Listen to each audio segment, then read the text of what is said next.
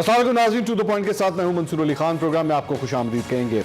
नाज़रीन, बरतानिया की अदालत से कायदे हिज़्ब इख्तिलाफ और मुस्लिम लीग नून के सदर शहबाज शरीफ के लिए बड़ी खबर आई है।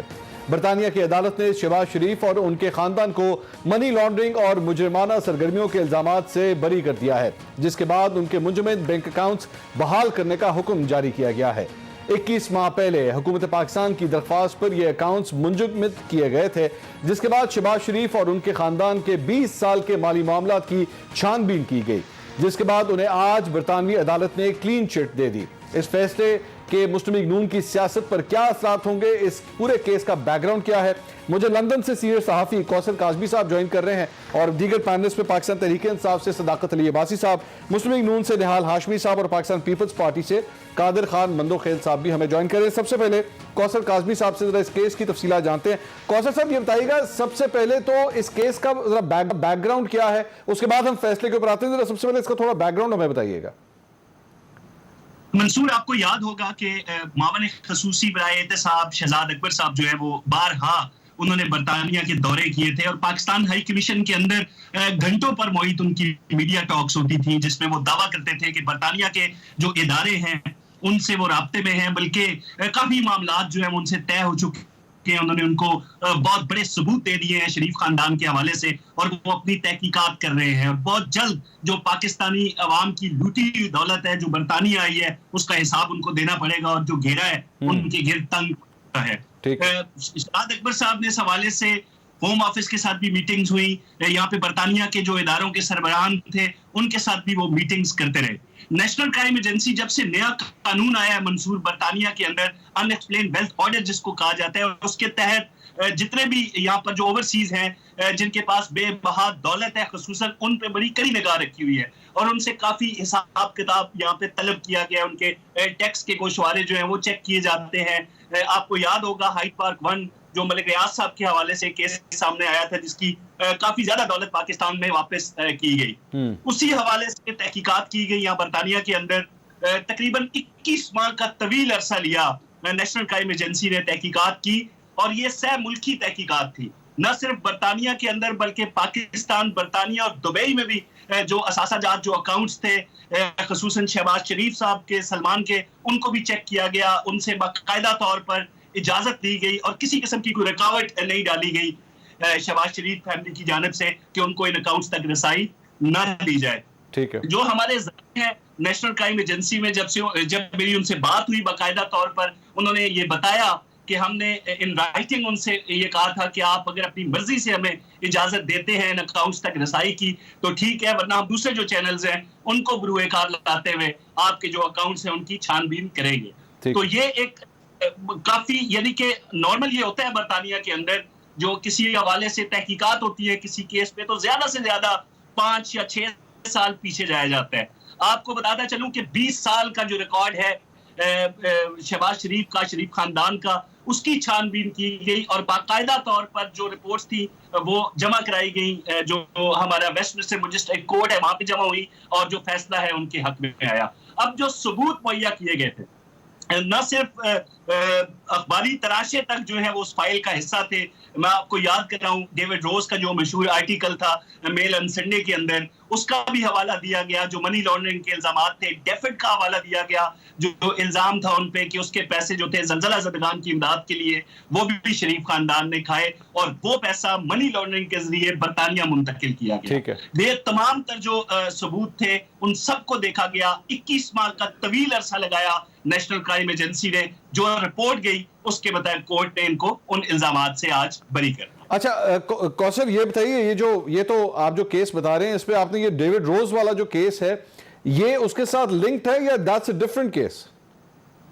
क्योंकि उसके मनी लॉन्ड्रिंग का इल्जामात उसमें थे जी। जो मेन इल्जाम डेविड रोज की जानिब से लगाया गया था वो मनी लॉन्ड्रिंग का था, तो उसका बतौर हवाला उसको जरूर इन्वेस्टिगेट किया नेशनल क्राइम एजेंसी ने, लेकिन उसको बतौर सबूत नहीं लिया था। जो इल्जामात उनकी जानिब से लगाए गए उनकी तहकीकात हुई, जैसे मैंने आपको बताया कि ये सह मुल्क की तहकीकात थी, सिर्फ बरतानिया तक ये तहकीकात महदूद नहीं रही। और उसमें एक और मुतालबा था हुकूमत पाकिस्तान की जानिब से कि सलमान शहबाज को, क्योंकि इन पर वहां पर केसेस हैं मनी लॉन्ड्रिंग के और दूसरे, इनको पाकिस्तान के हवाले किया जाए।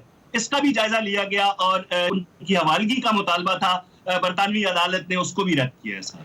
ठीक है। अच्छा, दूसरी बात यह कि आपने जब आप पहले इसको एक्सप्लेन कर रहे थे, इस पे आपने एक बात कही थी कि इसमें हुकूमत पाकिस्तान ने राब्ता किया था और हुकूमत पाकिस्तान ने इस पे शवाहिद जो है वो जमा करवाए थे, और आई बिलीव ये जो एसेट रिकवरी यूनिट है इसके जरिए ये सारी प्लानिंग हुई थी और इसके जरिए ये सारे सबूत दिए गए थे।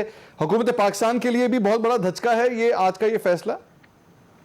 बिल्कुल है जी, क्योंकि जो पाकिस्तानी अवाम के टैक्स का पैसा है मंसूर, उसका बेदरेग इस्तेमाल देखा हमने बरतानिया के अंदर। जब नैब के बड़े अफसरान बरतानिया का दौरा करते थे, यकीनी तौर पर वो अपनी जेब से उन दौरों के अखराजात नहीं उठाते थे, वो पाकिस्तानी टैक्स पेयर का पैसा था जो बरतानिया में इस्तेमाल हुआ था। मुलाकातें, जैसे मैंने आपको कहा कि होम ऑफिस हो या बरतानवी इदारों के जो दीगर सरबराहान थे जो यहाँ पे अराकीन थे, उनके साथ बारहा मुलाकातें हुई, और मुलाकातें जो है वो खुफिया नहीं थी यहाँ पे। इन मुलाकातों के बाद हाई कमीशन के अंदर मीडिया टॉक्स में बाकायदा उनकी वो जो उनसे हासिल होता था, जो उम्मीद दिलाई जाती थी पाकिस्तानी कौम पे, उस पे मीडिया टॉक्स होती थी बाकायदा। ये कोई चीज यहाँ बरतानिया में ये नहीं। सदाकत अली अब्बासी साहब हमारे साथ जरा मौजूद हैं, हुकूमत का मौक़िफ़ इसके सिलसिले में ले लें। सदाकत साहब, शहबाज शरीफ के लिए और उनके खानदान के लिए एक खबर आई है कि उनके मनी लॉन्ड्रिंग के जो इल्जामात आप लोगों की जानिब से, हुकूमत की जानिब से जो लगाए गए थे, बल्कि मैं इसको कहूँगा सरकार पाकिस्तान की जानिब से जो लगाए गए थे, उन इल्जामात से आज उनको बरी कर दिया गया है। कितना बड़ा धचका है, क्योंकि आप लोगों का नैरेटिव यही था कि हम लूटी हुई दौलत वापस लेकर आएंगे, लेकिन बरतानिया की अदालत से ये फैसला सामने आया है।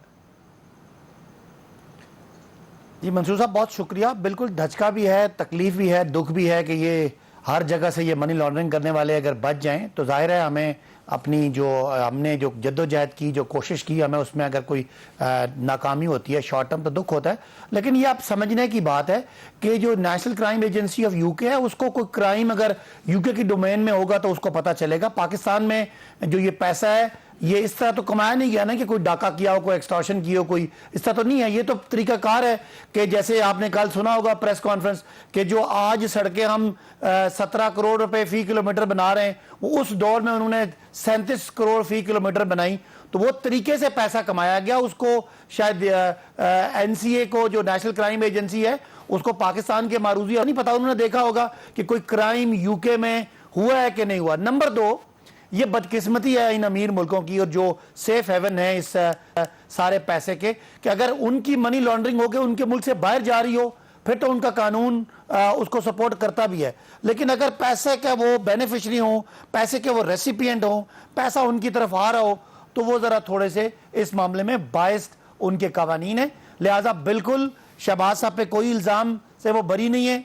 आपको पता होना चाहिए कि जो 1992 का इकोनॉमिक रिफॉर्म एक्ट है, वो कहता है पाकिस्तान में पैसा जहां से मर्जी आ जाए, बाहर किसी ने लूट मार की है, कोई स्मगलिंग की है, कोई ड्रग्स बेचे हैं, जब वो पाकिस्तान में आएगा तो पाकिस्तान में कोई उस पर सवाल नहीं उठाएगा, because Pakistan will be the beneficiary of that money which is coming in.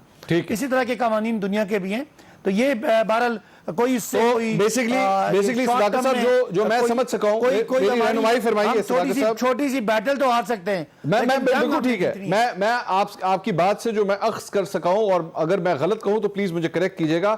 आप ये फरमा रहे हैं कि एक तो उनकी डोमेन में ये कोई जुर्म नहीं हुआ, इसलिए ये फैसला शहबाज शरीफ और उनकी फैमिली के हक में आया, और दूसरा आप ये फरमा रहे हैं कि चूंकि पैसा बाहर से बरतानिया के अंदर आ रहा था तो बरतानिया की हुकूमत ने भी कहा जी कोई मसला नहीं, खैर है, ठीक है, बाहर से आ रहा है, जिस तरह मर्जी आ रहा है सानू की।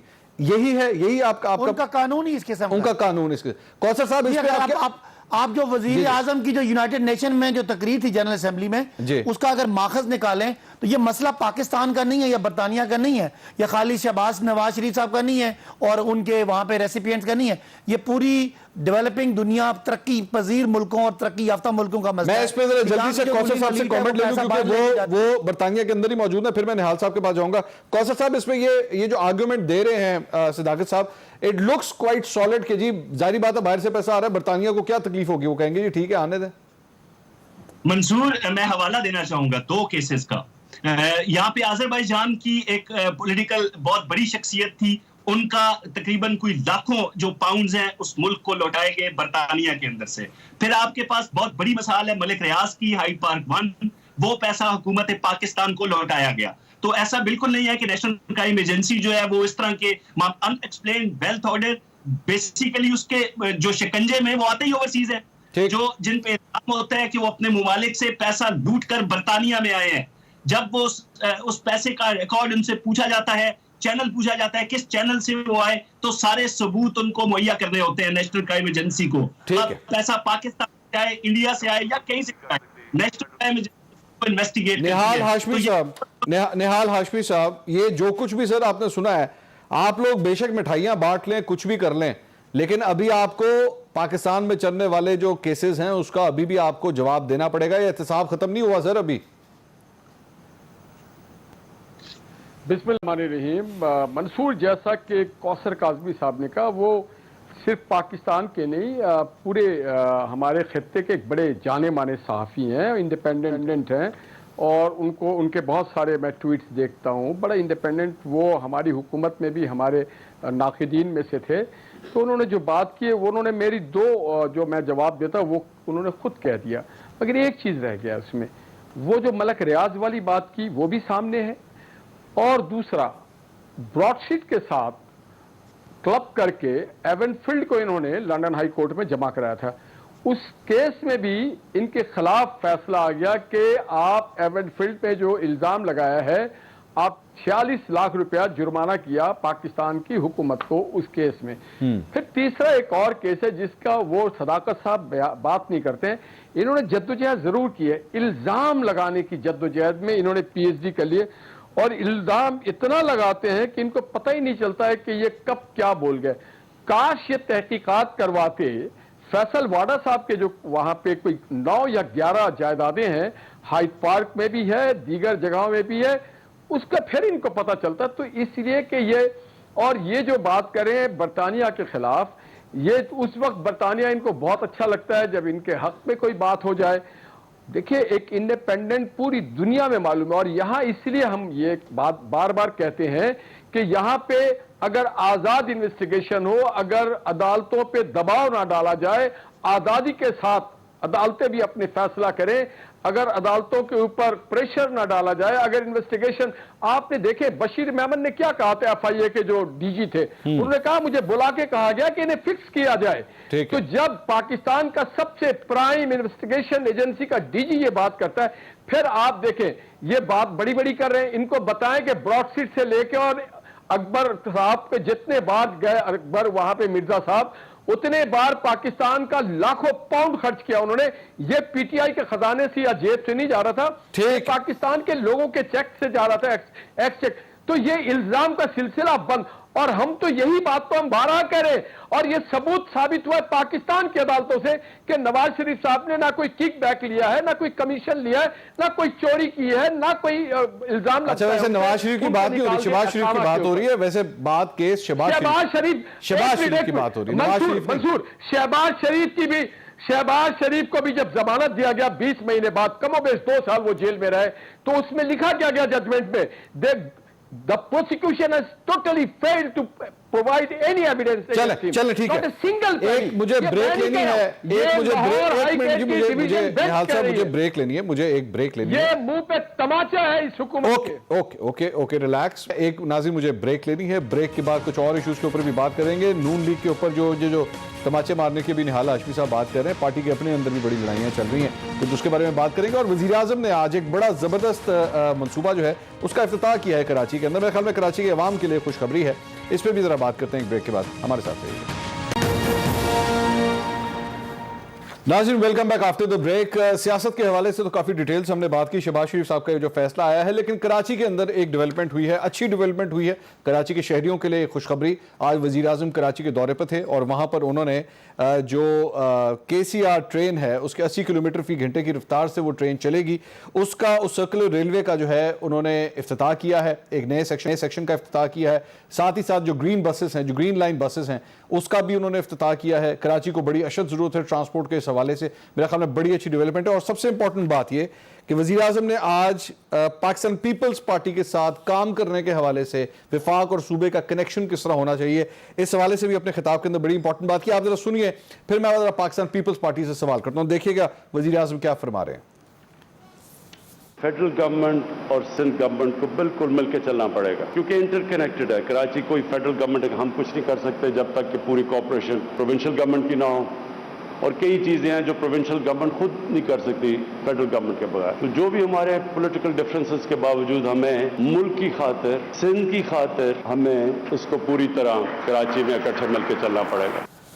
ये कादर खान मंदुखेल साहब, आपने वजीर आजम की बात सुनी सर, बड़ा अच्छा जेस्चर वजीर आजम की तरफ से आपकी सूबाई हुकूमत के लिए गया। उन्होंने कहा हम दोनों हुकूमतों को एक दूसरे की जरूरत है, और ये जो प्रोजेक्ट का इफ्तिताह किया, कुछ इस पर भी जरा कमेंट कीजिएगा प्लीज। बहुत शुक्रिया मंसूर भाई। सबसे पहले तो मैं सिंध की तरफ से उनको खुशामदीद कहता हूँ कि देर आया दुरुस्त आया। आपको याद होगा जब नई नई असम्बली ने हल्फ उठाया तो बिलावल भुट्टो जरदारी साहब ने कौमी असम्बली में ये ऑफ़र की थी कि इमरान खान कदम बढ़ाओ, हम तुम्हारे साथ है। मगर उस ऑफ़र को उन्होंने गलत रंग दे दिया है। उन्हें ये कहा गया है कि नारो है। चलो मैं उसको ज़्यादा नहीं बोलूँगा, बहुत अच्छा फ़ैसला है। और 3 साल में जहाँ आए उन्होंने सिंध हुकूमत से वज़ीर आला सिंध को नहीं बुलाया, आज वो भी उनके साथ है। तो मैं समझ रहा हूँ कि कराची एक मिनी पाकिस्तान है, यहाँ तमाम मज़ाहिब, मसलक और तमाम ज़बान बोलने वालों का शहर है। तो हमें मिलजुल के मैं तो यकीन करेंगे अपने हल्के में इलेक्शन के बाद से भी तमाम पार्टियों से जहां मैं जाता हूं उनसे दरख्वास्त करता हूं कि आइए मिलके इलेक्शन में जो कुछ हुआ उसको भूल जाओ, आइए मिलके काम करते हैं। ये बल्दिया के आवाम के लिए, एहतियात टाउन के लिए, तो वज़ीर आज़म तो पूरे पाकिस्तान का है। तो मैं समझ रहा हूँ, मैं इसको खुशाइन कहता हूँ। और साथ साथ आपका दूसरा सवाल जो KCR को किया, आपको याद होगा कि ये पिछले दिनों में सिंध हुकूमत ने मुतालबा किया था कि इनको CPA के तहत डाला जाए। और फिर ये इफ्तिताह तो मेरे ख्याल में दूसरी मरतबा, आपको याद हो शेख रशीद साहब ने भी इसका इफ्तिताह किया था कराची। सर वो एक सेक्शन का था ना, ये दूसरे सेक्शन का किया। चलो एक सेक्शन हो, दूसरा ऐसा नहीं कि परसों कोई और आ जाए, सदाकत अब्बासी साहब आ जाए, वो छोटे सेक्शन का करे। हमें तो खुशी है, चलो ठीक है, सिंध में पैसा आ रहा है और सिंध के आवाम के लिए, जिसमें PTI का सबसे ज़्यादा जो है ना कराची में एक नुमाइंदगी है, 13 MNA और 29 MPA है। तो मैं समझ रहा हूँ कि अच्छी बात है कि काम करे, क्योंकि हम ये नहीं चाहते हैं कि पॉलिटिकल हमारे डिफरेंसेस तो होते रहेंगे, एक दूसरे पे नुक्ताचीनी करते रहेंगे।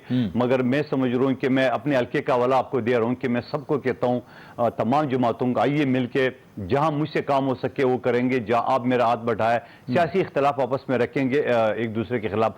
लेकिन मैं समझ रहा हूँ कि अब कड़ा इम्तिहान इस वजह से भी PTI की हुकूमत को आ गया कि 3 साल तो गुजर गए गाली गलोच में, इल्ज़ामात में, पेट पाड़ के फलाना फलाना जो भी इनके नारे थे। लेकिन अब 2 साल रह गए। अब उस 2 साल में उन्होंने कराची के आवाम और पाकिस्तान की आवाम को कुछ करके दिखाना होगा। वरना देखिए, अभी 4 महीने पहले जो इलेक्शन हुआ, अब मेरे हल्के में फैसल वाड़ा साहब वाली सीट में PTI 6ठे नंबर पे चली गई। तो ऐसा ना हो कि जनरल इलेक्शन में भी PTI 6ठे नंबर पे इनको काम करना चाहिए, और करेंगे। मेरा निहाल हाशमी साहब, जो पॉलिटिकल कोऑर्डिनेशन इमरान खान साहब ने, वजीर आजम ने आज दिखाई है, वजीर आला सिंध भी मौजूद, पीपल्स पार्टी की भी तारीफें, लेकिन इस सारे प्रोसेस में नून लीग अभी भी लग रहा है कि वो इस सारे प्रोसेस से बाहर है। ये जो ग्रीन लाइन, ये जो ट्रेन का इफ्तिताह, सॉरी ये जो बस का इफ्तिताह किया गया, इसमें इल्ज़ाम तराशियों का सिलसिला अब भी जारी है। क्या बेहतर ना हो कि नून लीग भी एक बड़ा जेस्चर शो करे और कहे कि जी हमने बेशक प्रोजेक्ट शुरू किया था, चलें अच्छी बात है, हुकूमत, ये मौजूदा हुकूमत इसको कंप्लीट कर रही है, कराची के शहरियों के लिए एक अच्छा तोहफा है। मंसूर, देखें, जब मोहम्मद नवाज शरीफ साहब वज़ीर आज़म बने तो उन्होंने सबसे पहले कराची में आके मीटिंग की, और उसमें एक बात तय किया गया कि कायम अली शाह साहब जो हैं सारे प्रोजेक्ट्स के टीम के कैप्टन होंगे।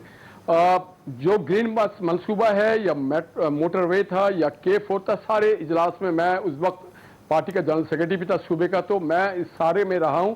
और जो तकारीर थी, प्राइम मिनिस्टर इंश्योर करते थे कायम अली शाह साहब भी उसमें बात करें, उनके भी इनपुट डाला जाए। तो हमने एक चीज रखा हुआ था कि हमारा सूबे के साथ एक बहुत अच्छा कोऑर्डिनेशन था, और माशाल्लाह वो बड़ा काम करता रहा। हम आज, अच्छा, KCR की जहां तक बात है, तो KCR तो सुप्रीम कोर्ट ने एक डेडलाइन दिया हुआ था कि KCR का आप इस्टेब्लिशमेंट करें। चलो देर आए दुरुस्त आए, अगर इमरान खान साहब ने मुराद अली शाह साहब को बुलाया तो ठीक, अच्छी जेस्चर है। दूसरी बात, जो ग्रीन बस की बात है, देखिए आप उसको ऑनरशिप ना लें, ये मोहम्मद नवाज शरीफ साहब के दौर में शुरू हुआ था, मैं उस इफ्तिताह में था, सारा ऑर्गेनाइज मैंने किया था। तो मुझे पता है 90% काम तो उसमें हो गया था, इसको 3 साल जानबूझकर डिले किया गया। हम इस बात का इंतजार कर रहे हैं कि जो इमरान खान साहब ने वादे किए 1200 बिलियन देने का, वो आज तक 12 रुपया नहीं आया। नवाज शरीफ के दौर में 1300 मेगावाट बिजली घर बन गया, लियारी बाईपास बन गया, K4 के मंसूबे के लिए पूरे पैसे दे गए, S2 बन गया, मेट्रो बस बन गया।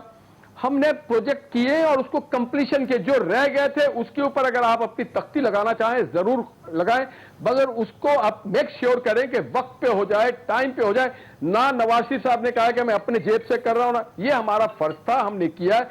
मगर जो यहां पे सबसे ज्यादा, अब जो हमने मेट्रो बस के लिए जो फ्लाईओवर्स बनाए थे 3, वो कंप्लीशन हो गई थी, मगर उस पर जाके गवर्नर साहब, इमरान खान साहब की तख्तियां लगाई जा रही, उसको इफ्तिताह किया जा रहा है। सदाकत साहब, कम से कम आप जो कायदे, एक मिनट, कायदे हिज़्ब इख्तिलाफ है, अगर आप लेके चलना चाहते हैं तो उनको आप बुलाएं, बुला के कहें ये एक मुश्तरका मंसूबा था, पूरे पाकिस्तान के इसमें कंट्रीब्यूशन था, प्रोविंशियल गवर्नमेंट का था।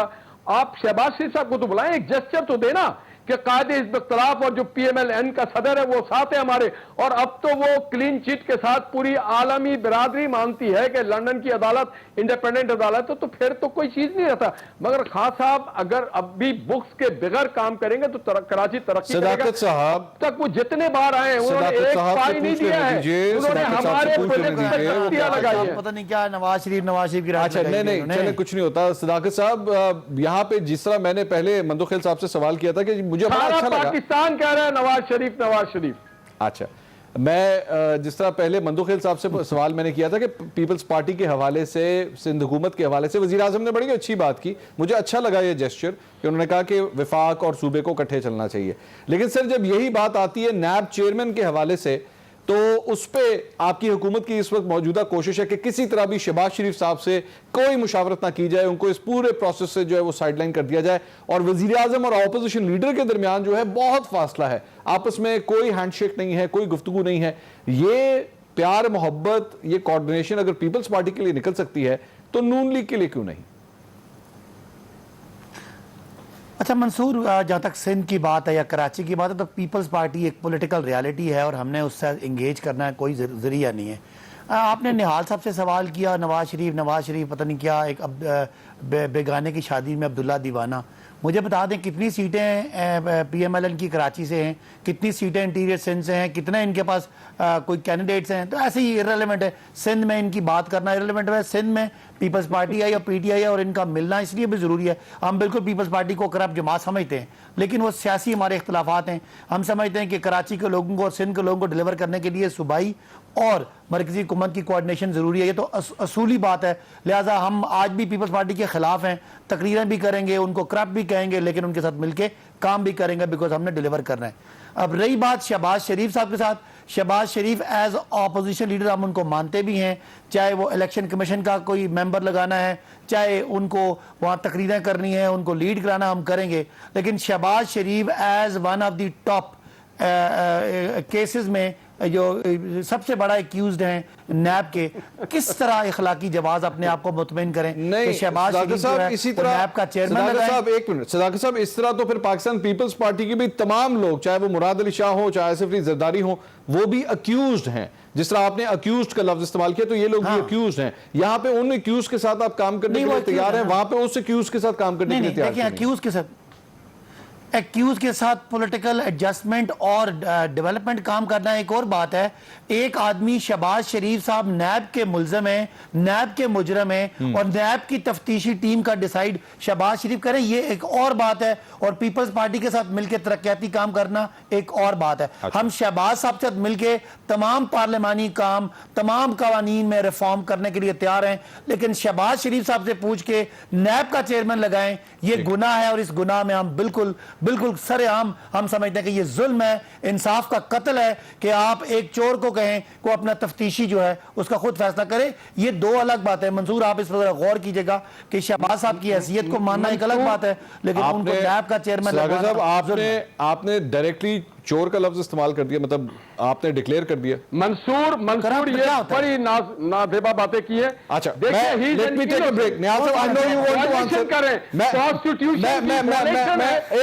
कॉन्स्टिट्यूशन में लिखा है।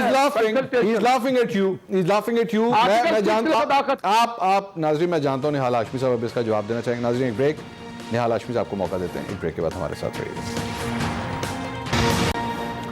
नाज़रीन welcome back after the break. बात हो रही थी कि वजीर आज़म ने आज पाकिस्तान पीपल्स पार्टी की सूबाई हुकूमत के लिए कहा कि हमें मिलकर चलना चाहिए, मिलकर इकट्ठे काम करना है। लेकिन जब बात आती है ऑपोजिशन लीडर के साथ मुशावरत करने की तो उस पर सदाकत अली अब्बासी ने कहा कि ये मुमकिन नहीं है कि नैब का चेयरमैन जो है वो एक ऐसे शख्स से मुशावरत करके लगाया जाए जिसके ऊपर नैब के इल्जाम आते हैं, और ये हकीकत है कि ये किस तरह पॉसिबल है। निहाल साहब, इस बात के अंदर एक वेटेज तो लगता है सदाकत साहब जो फरमा रहे हैं कि एक शख्स जिसके ऊपर उसी इदारे की जानिब से इल्जाम हैं, वो तहकीकात हो रही हैं, वो ही उस इदारे का जो है वो सरबराह किस तरह मुंतखब कर सकता है? देखिए जी, सबसे पहले तो मैं बताऊं, जितने भी इल्जाम थे वो लाहौर हाई कोर्ट ने साफ लिख दिया है कि शहबाज शरीफ साहब के खिलाफ कोई एविडेंस नहीं है। ठीक है, इनको 20 महीना गलत बंद करके रखा गया। दूसरी तरफ इनके कैबिनेट में जो बैठे हुए खुसरो साहब, इनके कैबिनेट में जो थे नदीम बाबर साहब, इनके कैबिनेट कई लोग ऐसे जिनके ऊपर नैब के केस चल रहे हैं, कई लोग हैं बैठे हुए।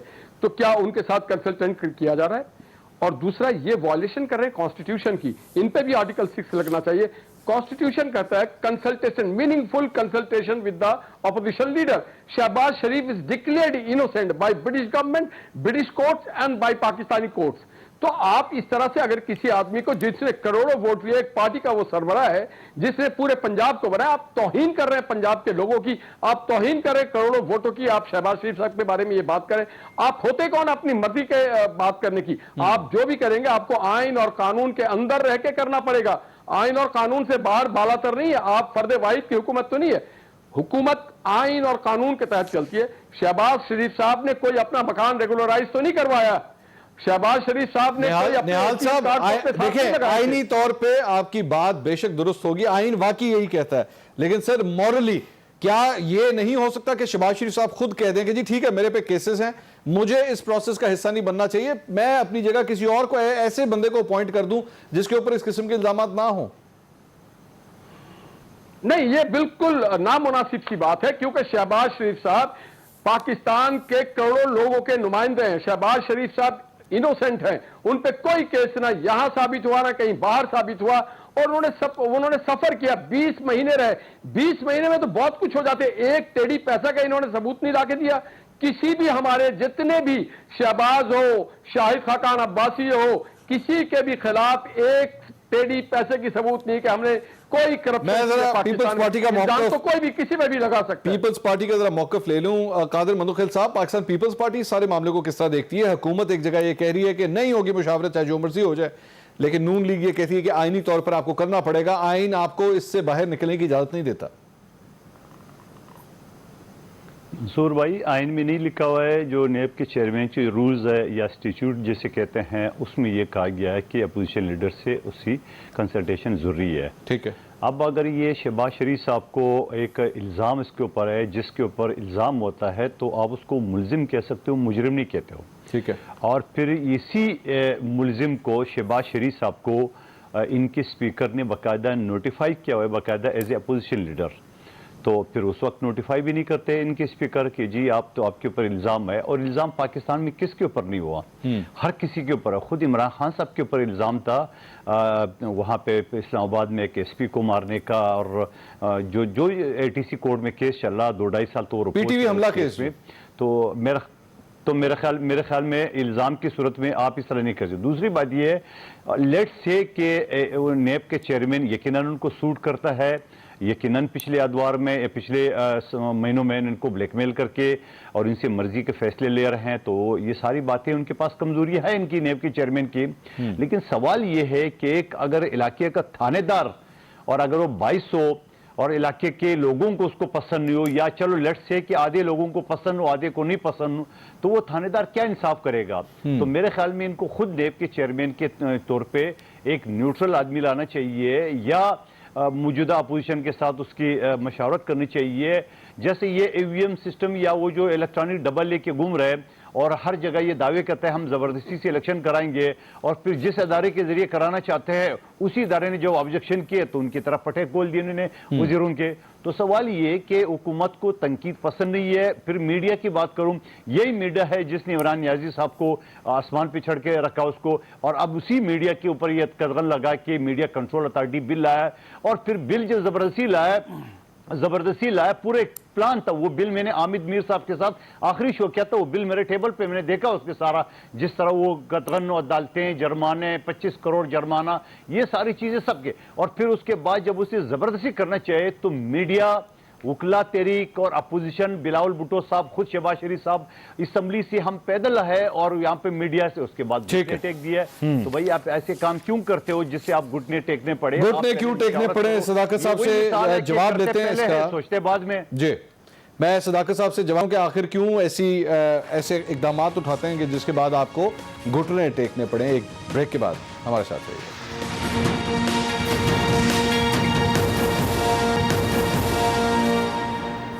नाज़रीन, welcome back after the break. एक और डेवलपमेंट हुई है शहबाज शरीफ और सलमान शहबाज के हवाले से, जो हमने आपको खबर दी थी उस पर शहजाद अकबर साहब का अब से कुछ देर पहले एक ट्वीट आया है और उन्होंने ये कहा है कि लंदन से जो खबरें आ रही हैं इन दोनों अफराद के, शहबाज शरीफ साहब के और सलमान शहबाज की बरियत के हवाले से, ये खबरें गलत हैं। वो इस बात को डिनाई कर रहे हैं कि ऐसा कुछ हुआ है। ज़ाहिर बात है, इसकी मुतज़ाद इतलात हैं, वो इसको डिनाई कर रहे हैं।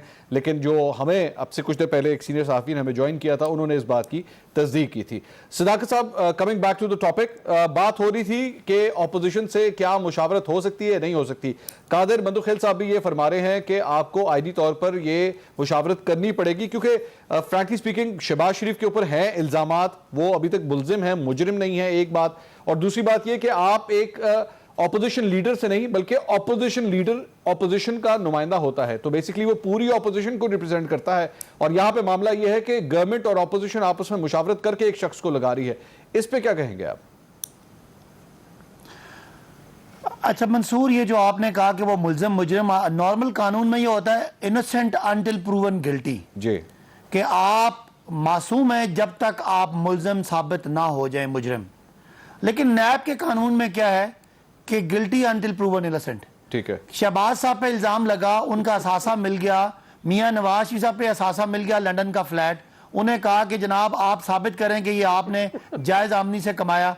मियां नवाज शरीफ साहब के हाथ पांव फूल गए, कोई जाली ट्रस्ट डीड दी जिसका कैलिबरी फॉन्ट था, कोई जाली कतरी खाद दिया, वो रिजेक्ट हो गया, लिहाजा वो असासा नवाज शरीफ का साबित हुआ। नवाज शरीफ इज डिक्लेयर्ड एक मिनट सदाकत समझ आप ये कह रहे हैं कि नैब लॉस के मुताबिक जब तक आप क्लियर नहीं होते तब तक नैब की आंखों में आप मुजरिम हैं? जी, मेरा मतलब ये कि ऑनस जो उसका ऑनस है प्रूफ का, burden of the proof is on the accused. ठीक है जी, अब शहबाज साहब ने ये साबित करना है नहीं ठीक है, इनके नौकरों के अकाउंट में 25,000, तो इसका मतलब मिलियन रुपए, इसका मतलब उनके चपरासियों, सुन ले, सवाल सुन ले। इसका मतलब है कि आपकी पंजाब हुकूमत के जो सीनियर वजीर हैं अलीम खान साहब, वो भी इस वक्त मुजरिम है?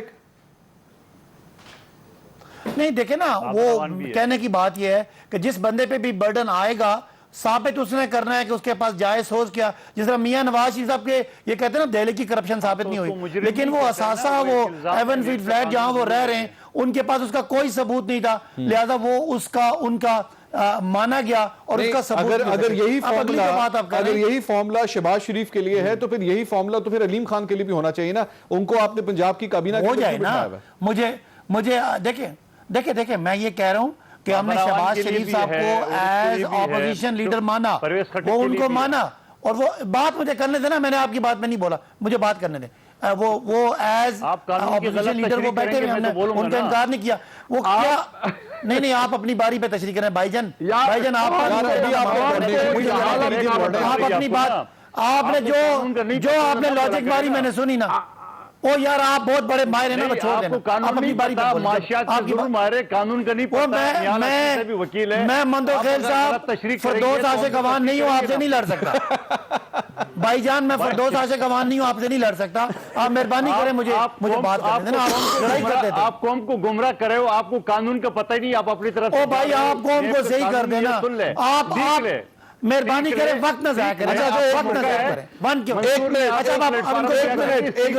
सदाकत साहब आपको बल्कि ये कहना चाहिए था, सदाकत साहब आपको ये कहना चाहिए था, मैं कादर खान मंदोखेल हूं, मैं फिरदौस आशिक अवान से नहीं लड़ सकता। आपको ये कहना चाहिए था। अच्छा नहीं सुने मेरी, अच्छा मेरी बात सिर्फ मैं कहना जो बात करना जी, चाह रहा हूँ मंसूर, कि 10 साल ये कानून रहा जी, जो जी। पीपल्स पार्टी और नून लीग ने अपने दौर में कानून रखा, जिस बंदे को भी उठाया, यार बात तो करने दें, जिस बंदे को भी उठाया उसको कहा कि अपने आप को साबित करें। आज शहबाज चलें, निहाल साहब को शहबाज शरीफ अब साहब निहाल साहब को बोलने दें। 25,000 मिलियन रुपए की मनी लॉन्ड्रिंग का इल्जाम है, वो शहबाज शरीफ ने साबित करना है। इतना पैसा जो उनके चपरासी निहाल चौकीदार निहाल साहब आया, वो कहां से आया? निहाल साहब। बाकी शहजाद अकबर ने बता दिया है कि ये जो शहबाज साहब का आप वावेला मचा रहे हैं कि वो बरी हुए, वो बरी नहीं हुए, वो बरी हो ही नहीं सकते। वो सामने जो सड़क आज 17,000 करोड़ रुपए की 1 किलोमीटर बनती है, वो शहबाज और नवाज चलो सड़कों के बाद जा देना, पहले निहाल हाशमी साहब को जवाब देने दें। 20 करोड़ उसमें से आपने किकबैक्स लिए हैं, अच्छा। वही आपने असासे बनाए, निहाल हाशमी इधर उधर साहब। पैसा कर रहे हैं। निहाल हाशमी साहब सर, निहाल हाशमी साहब। मंसूर, जी, जी, जी। आइन और कानून की तकरीरें ना करें, आप हैं करप्ट। सदाकत साहब बस करो, निहाल हाशमी साहब की बारी है यार, बस करो जी। निहाल हाशमी साहब, मैं समझता था सदाकत भाई को कुछ इल्मियत होगी, ये मुकम्मल जहालत के पैरवी करते हैं। जो दलाल दिए बिल्कुल कौम कह रही होगी कैसे कैसे जहालत वाली बात। अबू जहल भी आज सोच रहा होगा कि मेरे बाद भी ऐसे ऐसे लोग पैदा हो गए को आप अल्लाह दो माफ वकील करे, बैठे आप हुए और आप आइन कि की आपको तशरीह- किसके आप आइन की डिफेंड करना तशरीह- पड़ती है। मैंने आप अबू भी हाशमी जहालत हैं। की आप इतनी बड़ी जहालत कौम की है, आप इंतहा कर रहे हैं क्या यार, यहाँ आप पे जहालत करप्ट लोगों को डिफेंड आप करते हैं, जहालत हाशमी की साहब। इंतहा कर रहे हैं। आप ये नहीं, आपके अंदर करप्ट लोग हैं, ये तो इनोसेंट है, मासूम है। सुप्रीम कोर्ट ने कहा है कि इनके खिलाफ कोई सबूत नहीं है किकबैक की, और कोई सुप्रीम corruption कोर्ट की ने सबूत नहीं है। साबित किया कि वो झूठ बोलते हैं और बेईमान भी एकामा हैं। पे निकालते हैं, एकामा पे। और लंदन की गैर अदालत सादिक, ने गैर एवरेस्ट अमीन। फील्ड जो है वो गैर बहुत सादिक का बहुत मतलब शुक्रिया ये है, सदाकत गैर अली अमीन अब्बासी का साहब, मतलब निहाल साहब और कादिर खान मंदो खेल साहब। नाज़रीन, प्रोग्राम से अब तक के लिए इतना ही, कल दोबारा मुलाकात होगी। अल्लाह हाफ़िज़।